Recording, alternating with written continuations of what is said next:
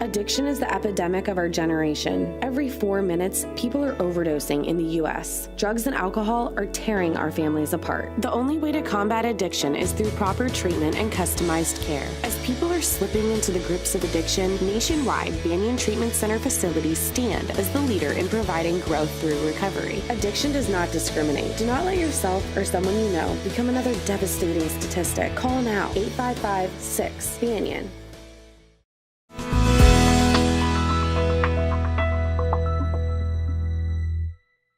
How is everyone?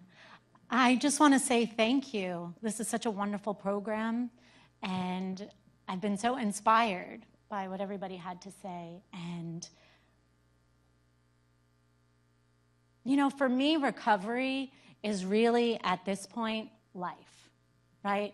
It's living my life every day, choosing not to use. July 18th, I will have 16 and a half years clean from heroin addiction. So needless to say, I didn't show up looking like this when I first got clean, okay? So the one thing that I really wanted to talk about tonight, I'm a huge advocate for many of the things that people have been speaking about tonight, but since we only get a short amount of time to talk, I really wanted to talk a lot about addiction and creativity. For me, I can say acting saved my life. And if you're in recovery, I challenge you to find something that inspires you, excites you, and gives you a passion to live your life for and with. Some have found it in the recovery community, but there's also other things out there that you can explore, that you can find. You know, lost dreams awaken, new possibilities arise. I ran with that. And I really started looking for something that I could find meaning and attach a meaning and a positive story to everything that I had been through. So for me, having an opportunity to be in this play and treatment, it was the last thing I wanted to do. My counselor forced me to audition for this thing. I was like, I don't want to be in a treatment play, right? So, but I did this play, and I found a mentor, and he really encouraged me to kind of move in that direction. And when I first got clean, I started writing a lot. I journaled. I wrote, and I wrote, and I wrote, and I found that very healing. And what I started to see in those pages was that I was writing my story about how I started using.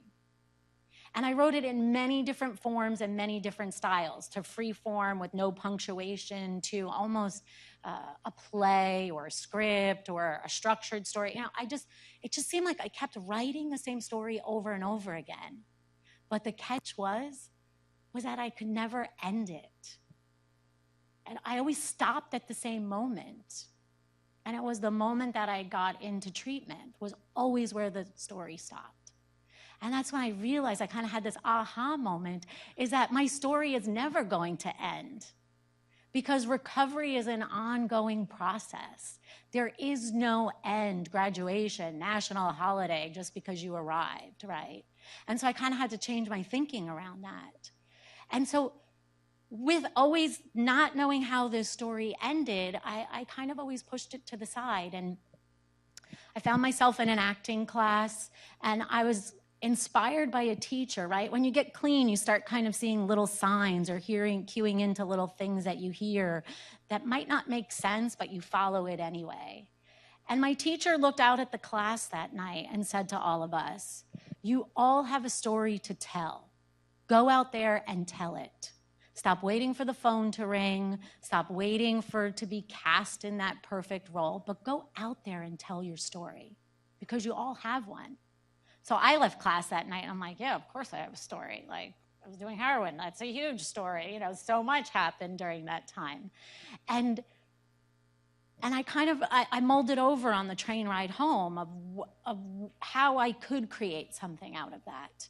And the next day I took a nap, and I woke up, and I realized, wow, I have the story. And I just started writing, put the pen down, and I realized the story that I wrote was not the story about my active addiction, which I had been writing for years, about 10 years at this point, on and off.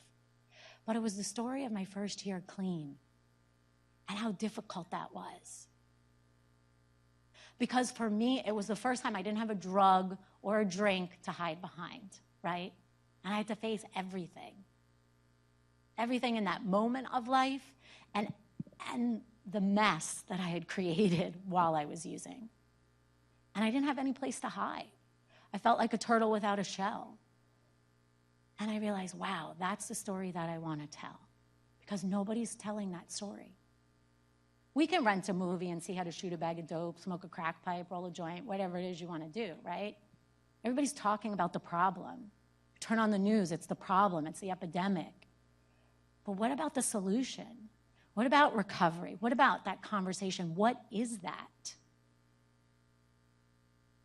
And so I made this film called Grace to start a conversation. And my intention was to try to bring addicts, people using or in recovery, and the non-addicts, and like, how can we all come together as a community and have a conversation to understand one another?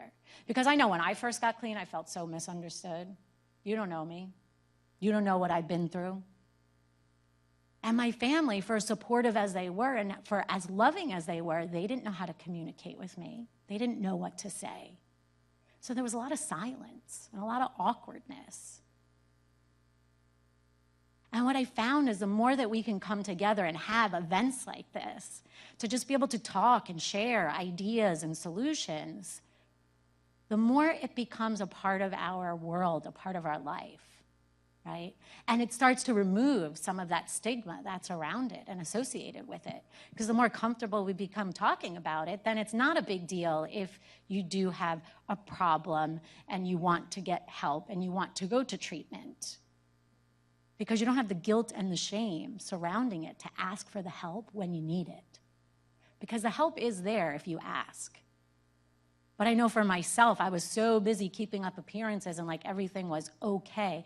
I felt so ashamed and guilty that I didn't want to ask for help because I didn't want you to really know what was going on. So for me, finding acting and being in that first acting class, I found more therapeutic than my caseworker, than my social worker, than my therapist, because for me, it was a moment where I could see how all that pain, all that anger, all that resentment, jealousy, hurt, sadness, I could put that into a character, into a role, and do a scene for class and really move people. And I was like, oh, wow. You mean I had the connection, and I made the connection that, wow, I can do something positive with all of that stuff? That's really cool. And so I challenge you to find what that is for you. I'm a huge advocate of arts and education because I feel that not until I got into treatment were we doing groups and sessions of identifying feelings and finding ways to channel them in an appropriate way type of thing.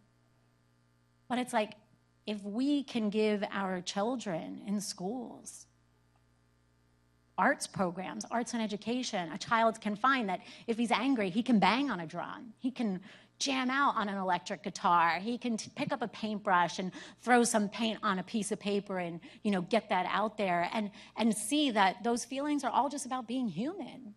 We are human beings, not human doers. We're meant to feel. But are we going to move through those feelings, or are we going to stuff them with something outside of ourselves, right? Are we going to go for that martini after work because we had a really stressful day? Or are we going to go for that bag of dope when we wake up in the morning because I can't deal with today? Or are we going to go for that pint of Haagen-Dazs ice cream because we just broke up in our relationship and we don't want to deal with that? I mean, it's all the same thing, right? It's because we don't want to feel. We want to stuff. We want that smoke. We want that sex. We want to gamble. We want to shop. Right? We live in a consumer society that wants us to buy to get outside of ourselves. Because if we don't have all of these things, then we're not a part of, right? And if we don't feel like a part of, then we don't want to feel that. So find what it is for you. And I'm also talking to people in this room that maybe aren't addicts. Because we all have feelings. And yeah, sometimes it sucks to feel certain things. But in those moments is where we grow and where we change, right? Because let me tell you, I've been in a fetal position many times through the years. But it's in those moments of making the choice, because I know I have a choice. Being clean, I have a choice. If I'm high, I have no choice. So it's like I have a choice. What am I going to do in this moment? And I found, reaching out to others and talking with other people has also been huge. And, creating this film, which I had the opportunity to do, I was really able to share with a lot of people and to have these conversations with people. And so I want to applaud all of you for being here tonight, because this is really your night, because you showed up to be a part of the solution. I've had the opportunity to talk to a lot of people, and people come to me kind of like looking for an answer. I don't necessarily have an answer. I have my experience, but you being here is the answer. So I want to say thank you.